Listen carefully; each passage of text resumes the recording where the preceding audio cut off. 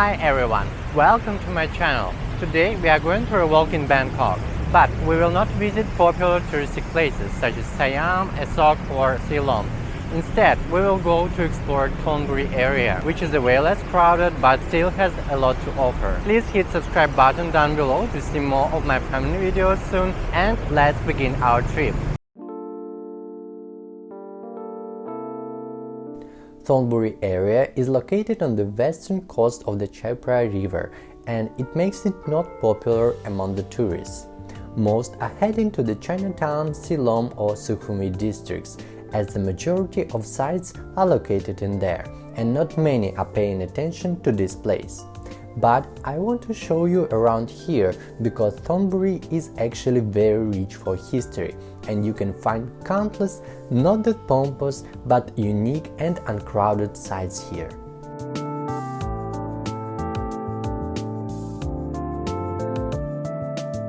We begin our walk from the monument of the King Taksin the Great. And yes, you can say it looks just like another statue of some king and there is nothing to see. And you won't be wrong. But if you just look deeper, if you try to feel the vibe of the city, if you appreciate the meaning, this is where you should be.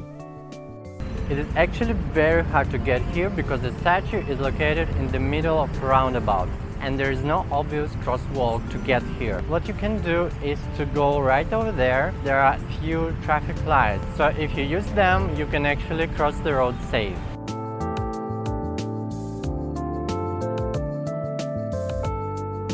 King Taksin is the very important character in the Thai history. He is actually the predecessor of the King Rama I, the founder of the Chakri dynasty that rules nowadays. He reigned from 1767 to 1782 and has accomplished remarkable things. What things, will you ask me, and how is Thonburi district related to him? Well, I've got the answer.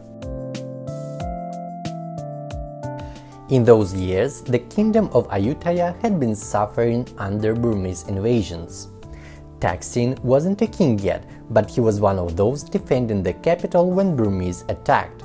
But somehow, Taksin with 500 of his best warriors have made their ways out of the fallen city and stepped back to the lands of Thonburi and Rayon.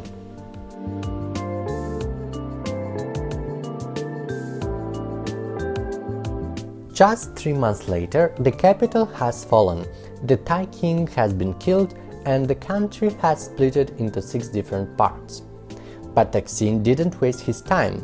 He was raising the army and eventually managed to throw Burmese back and reunite the country.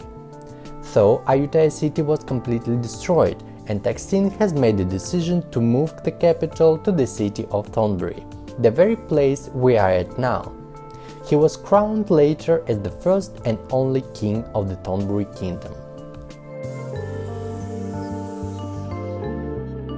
So, my next destination is the temple. It's named Wat Phitchaya, Yatikaram, Worawihan. I actually never been there before, and it is not as popular as Wat Arun or Wat Saket, so I honestly don't know what to expect. But let's check it out. By the end of his days, Taksin turned into a religious fanatic. He considered himself God and expected the same from others. His mental problems became a reason why he was removed from the throne in the result of the rebellion. The city turned into chaos, which made Phitchaya Chakri to return from the fight in Cambodia. He set the order and made the decision to put Taksin to death. And that's how Chakri dynasty has started, here in Thonburi. Okay, finally I'm here and the temple is right over there and it looks stunning already, so I'm very excited to see it closer.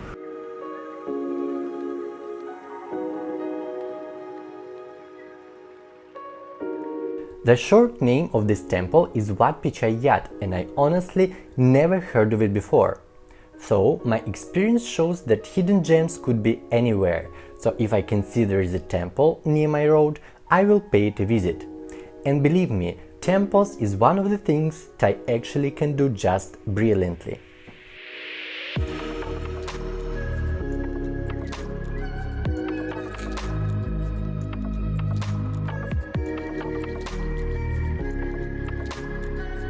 When I first saw Wat Phitchaya from the other side of the canal, it just made my day.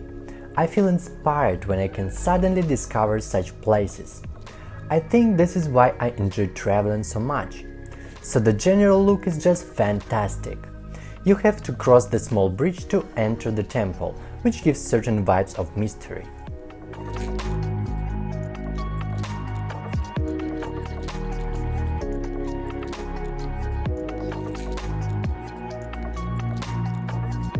It's unknown when Wat Phitchaya was originally built, but it likely happened in Ayutthaya period, when Bangkok was just a port for transshipment of goods. What history does tell us for sure is that it was restored during the reign of Rama III, around 1830 by the Lord Bunan. He is remembered by the statue of him sitting in front of the temple.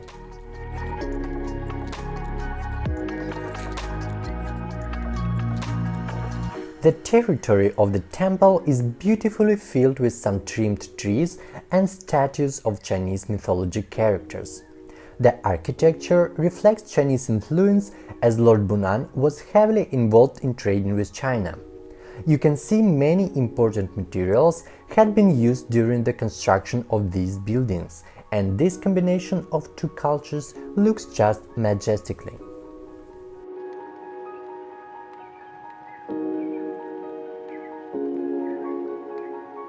One of the best parts is you can actually enjoy all this without crowds of people. I went there on Saturday and there were only a few visitors. You can immediately feel peaceful vibes right in the air and understand those came here just to sit still and enjoy silence and tranquility.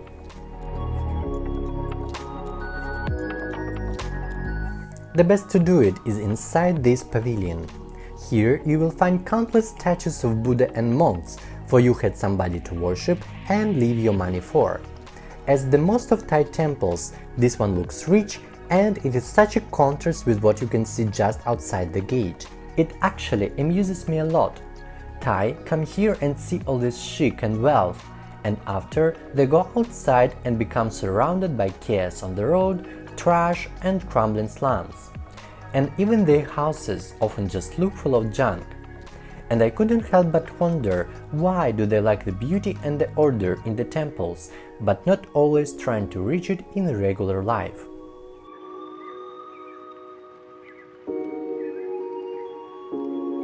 I was lucky to witness how some group of monks arranged photo shoot in the temple. They had some professional photographer hired and kept posing in front of the main Buddha image. It certainly caused some discomfort for the visitors who were asked to move out from the frame, but at the same time gave me a chance to take a few nice shots for you. In my opinion, it actually goes against everything Buddhism is about. The job of monks is to reach the peace and harmony aside from material world, not to show off. But I assume we have to just take it as granted. Even religion needs marketing these days. As for the pavilion, it looks just amazing. The walls, columns and the ceiling are painted with flowers, and you can also find some images of Chinese mythology stories. The main Buddha looks just gorgeous, as usual for Thai temples, but my favorite among not touristic places is still in Wat Tamai. I've made a video about it earlier, but it is in Russian. Maybe I should remake it. Drop the comment down below if you are interested to explore hidden gems among Thai temples.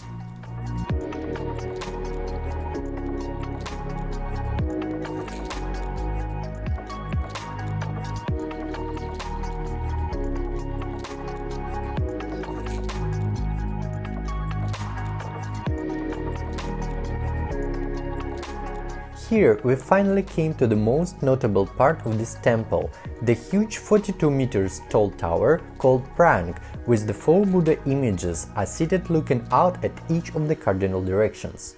There are 2 smaller prangs, east and west side from the main one.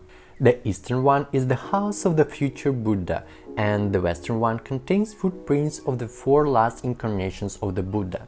The ashes of the Lord Bunak's family are also buried in these prangs. Altogether, they look just gorgeous and majestically, and it is hard to take your eyes off.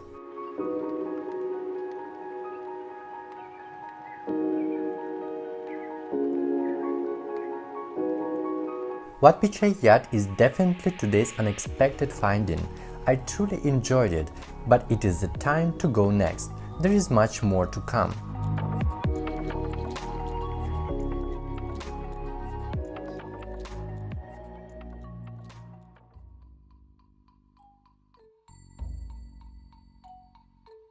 I'm trying to create the roads for you so that everything is near and you wouldn't need to walk far. And today's trip isn't an exception. Luckily, there are many amusing places just around here, and if you walk outside of the temple and cross the road, there will be a very local and peaceful village with very old, partly wooden houses that have seen the times of the Thonburi kingdom and the reign of the king Taksin.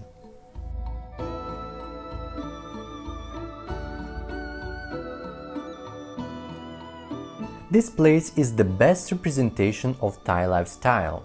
This is just what I've told you earlier. In the neighborhood of such a magnificent temple, there is a massive village where you can see the real life of the locals.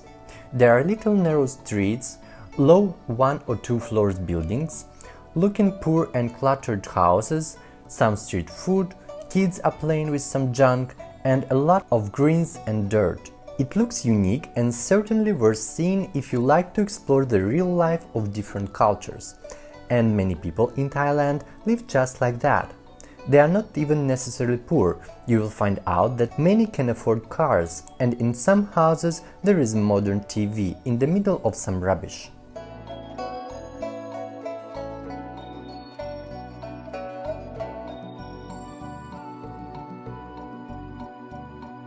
If you appreciate the real experience, you will enjoy this place.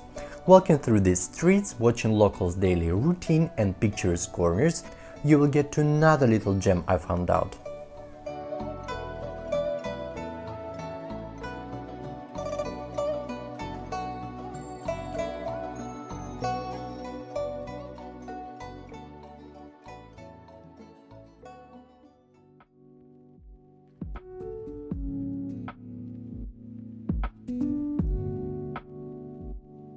There is another thing besides temples Thai can do just brilliantly – the parks. And that is why I include at least one park in each of my trips in Bangkok, and it is never disappointment. So that's why we're here. This place called Princess Mother Memorial Park. Who is the Princess Mother and what is so special about this park? Let's find out.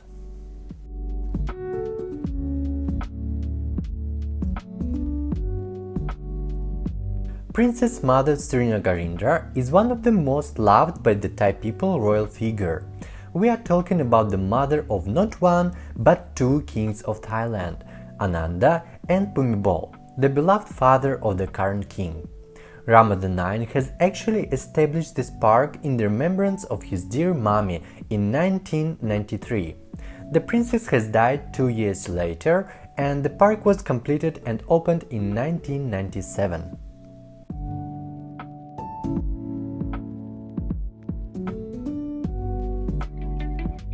The very special thing about this park is that it is located in the very close neighborhood to the actual place the princess spent her childhood at. Sadly, the original house of hers hasn't been preserved. However, the nearby houses have been bestowed to the King Bhumibol by the former owners. Now, on this quite small territory, you can find the imitation of the original home of the princess, one exhibition hall where you can learn about her biography and even see some of her personal items, and another hall with her royal duties and activities. There are a few other areas in this park, including small souvenir shop.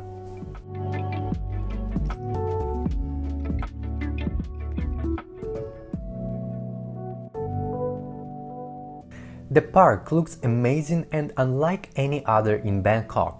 The regular park in the capital represents a spacious green area with some ponds surrounded by the spectacular city line. Here creates completely different vibe. You will not see any modern skyscrapers on the horizon.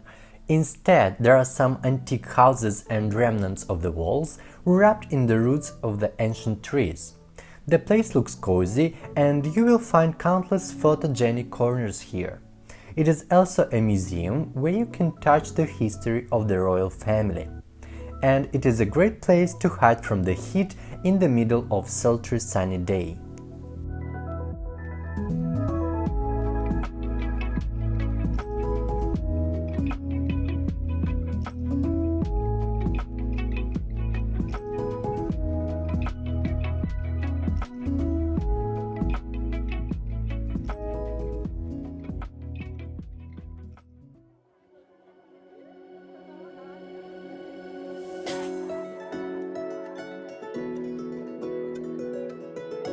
Right behind the park there is another notable place to visit, and that would be Guan Yu Shrine.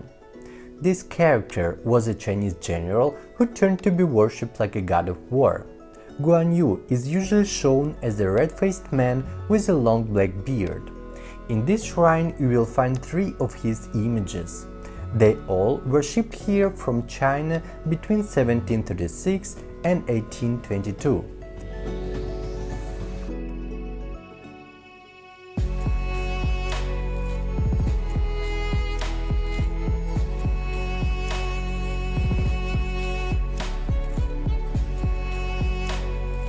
On the left side before the entrance there is a remarkable bird that will greet you in Thai language, saying "Savadi Krap."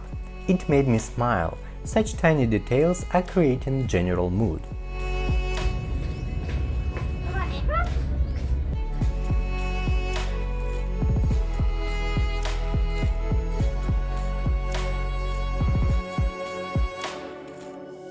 This is the oldest Guan Yu shrine in Thailand, believed to be 280 years old and built by Chinese migrants. There is a legend that King Taksin himself has worshipped Guan Yu here before the iconic battle for Ayutthaya. The shrine consists of 2 parts, the riverside tower and indoor shrine hall.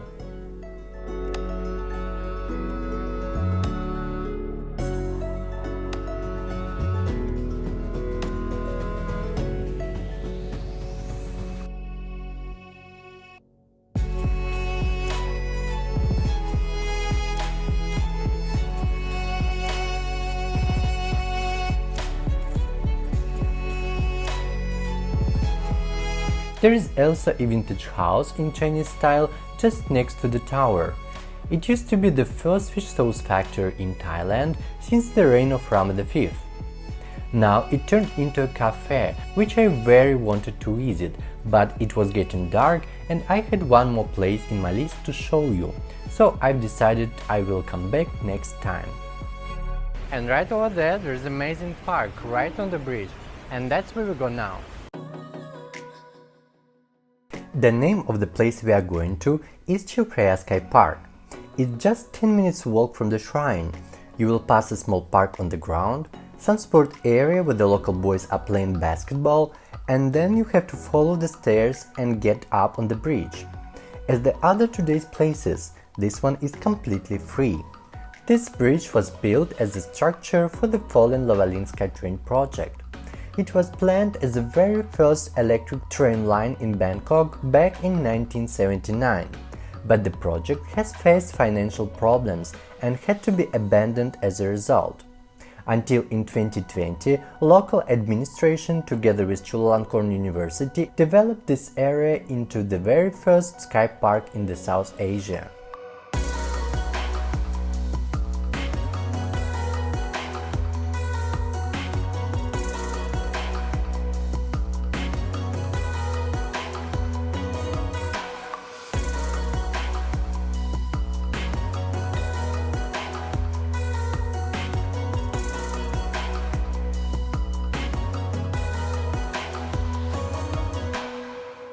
I'm in love with Bangkok, with its stunning city line which looks fantastic from wherever you go.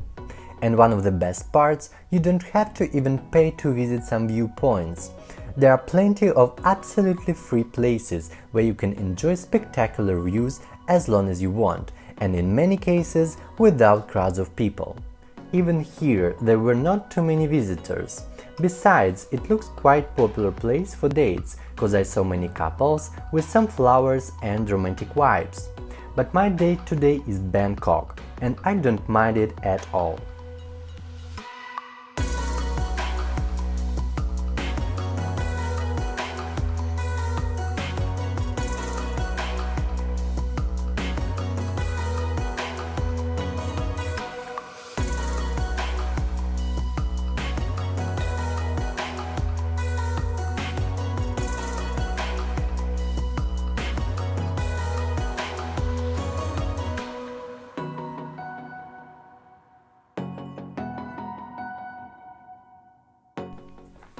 Thank you for exploring Bangkok today with me. I hope you enjoyed it. Join me in my trip to a marvelous cafe garden just nearby Bangkok. Follow my channel to don't miss my upcoming videos, and see you soon if you click to another one.